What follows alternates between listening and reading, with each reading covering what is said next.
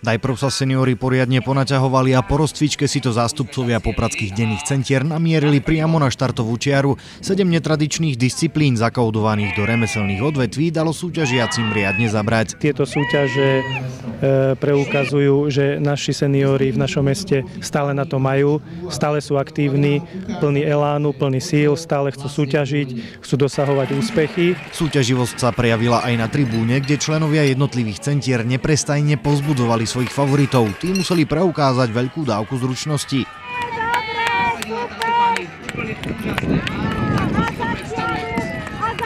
Každý rok sa snažíme obmieniať tieto disciplíny. Dneska to bolo na pohyb, na motoriku, na rýchlosť, na presnosť. Nie každá hra sa vydarila. Vydarilo sa však počasie, ktoré popradským seniorom prijalo. Len občasný vietor neprijal každému rovnako. Najlepšie nám išli tie guličky, topánky a najhoršie sme hodili loptičkou, lebo fúkal vietor a nám to bralo. Zariadenie pre seniorov svojim súťažným dvojzáprahom dokázalo, že nejde vždy len o body a čas napriek dosiahnutému umiestneniu. Prvý odzadu, bo my sme najstarší, my sme už 80 a ku 80-ke obidve. Už len to si zaslúži veľký obdiv, najlepšie si akoby už tradične viedli domáci reprezentanti. Denné centrum z Veľkej sa opäť nedalo zastrašiť súpermi a vo finiši zdolalo tesne aj Spišskú Sobotu. Na budúci rok bude to ešte lepšie, keby bolo 0, tak boli by sme ešte prví. Dúfam, že budeme prví, no. Výhra bola pre všetkých rovnaká, dobrý pocit z pohybu, aktívneho prežitia času a maličkosť od magistrátu, ktorý každoročne obdaruje svojich starkých. Aj tento rok sme,